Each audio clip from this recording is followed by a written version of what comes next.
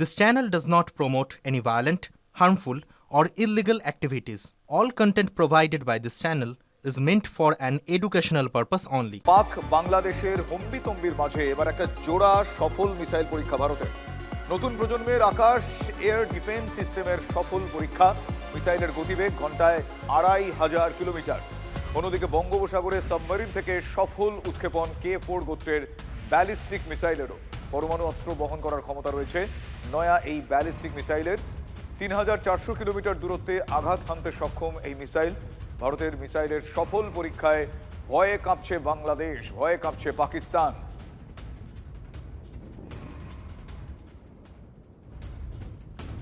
এই মুহূর্তে টেলিফোন লাইনে আমার সঙ্গে রয়েছেন আমার সহকর্মী সায়ন্ত। সায়ন্ত, এই মিসাইল কিভাবে কাজ করতে পারে, কতটা সফলতার সঙ্গে কাজ করতে পারে এবং শত্রু দেশের জন্য কতটা ভয়ের হয়ে উঠতে পারে মিসাইল, একটু ডিটেল জানাও। একদমই শুভজিৎ, দেখো বাংলাদেশ এবং পাকিস্তান পূর্ব এবং পশ্চিম ফ্রন্টিয়ারের দুটি দেশ যখন রীতিমতো হম্বিতম্বি শুরু করেছে তখনই কিন্তু 24 ঘন্টা ব্যবধানে পরপর দুটো মিসাইল উৎক্ষেপণ করলো। একটি আকাশ সুরক্ষার জন্য, যেটা মূলত আকাশ মিসাইল নবম, অর্থাৎ যে নেক্সট জেনারেশন, অর্থাৎ নয়া প্রজন্মের এই আকাশ মিসাইল যে কোনো জায়গায় তারা যে কোনো শত্রু পক্ষের দেশ থেকে উড়ে আসা যে কোনো ক্ষেপণাস্ত্রকে প্রতিহত করতে সক্ষম। একই সঙ্গে বঙ্গোপসাগর, যার দূরে হচ্ছে বাংলাদেশ বর্ডার, সেই আইএনএস হারিয়ান যে ডুবো জাহাজ রয়েছে, সেখান থেকে K4 গোত্রের ব্যালিস্টিক মিসাইল উৎক্ষেপণ করলো, যেটা মূলত পরমাণু অস্ত্র বহনে সক্ষম। অর্থাৎ দুটি মিসাইলই কিন্তু প্রতিরক্ষা মন্ত্রককে নিজেদের শক্তি যাচাইয়ের দিক থেকে অনেকটাই এগিয়ে দিল। এই কথা নিশ্চিতভাবে সামরিক বিশেষজ্ঞরা মনে করছে যে এই দুটি মিসাইলের 24 ঘন্টার ব্যবধানে দুটি মিসাইলের উৎক্ষেপণ কিন্তু শুধুমাত্র পরীক্ষার জন্যই নয়, দুটি দেশকে বার্তা দেওয়ার জন্যও যে তোমরা যত হবিতম্বি শুরু করো না কেন, শক্তির দিক থেকে অনেকটাই এগিয়ে রয়েছে ভারত। আর বঙ্গোপসাগর এবং আকাশ মিসাইল, তুমি খেয়াল করেছো হয়তো কি, বঙ্গোপসাগর এক পূর্ব প্রান্তের বঙ্গোপসাগর থেকে উৎক্ষেপণ করেছে। বারবার হেরেও লজ্জা নেই পাকিস্তানের। এবার বাংলাদেশের পাশে দাঁড়িয়ে ভারতকে একটা ফাঁপা হুঙ্কার পাক নেতার। পাকিস্তান মুসলিম লীগের নওয়াজ নেতার দাবি, বাংলাদেশের দিকে তাকালে ভারতের দিকে তাদের মিসাইল তৈরি। কামরান সাঈদ উসমানী নামে ওই পাক যুব নেতার দাবি, ভারত যদি বাংলাদেশের সার্বভৌমত্বে আঘাত হানে তাহলে পাকিস্তানের বাসিন্দা সেনা ছেড়ে কথা বলবে না। ফের ফাঁপা আস্ফালন পাকিস্তানের। নিজেদের ঘরেই নাজেহাল পাকিস্তানের। এবার এই হম্বিতম্বিতে হাসছে গোটা বিশ্ব।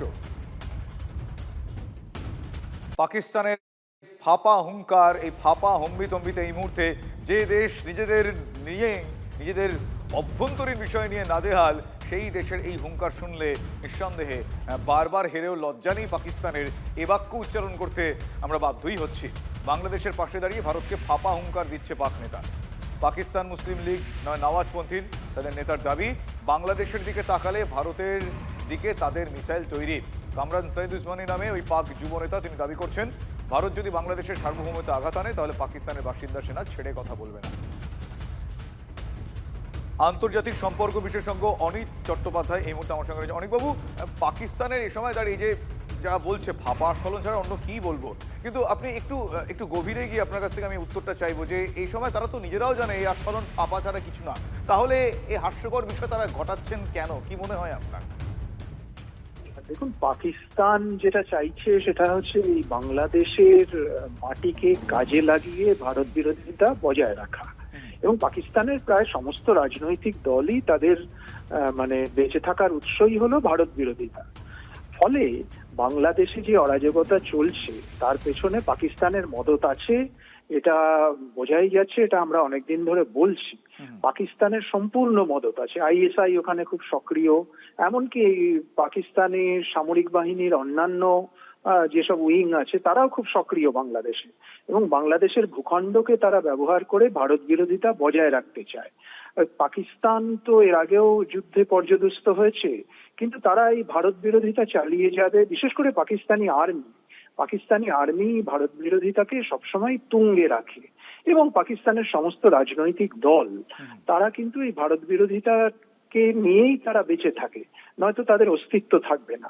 সেই জন্য আবার এরকম হুঙ্কার তারা দিয়েছেন যে মিসাইল তৈরি আছে ইত্যাদি ইত্যাদি।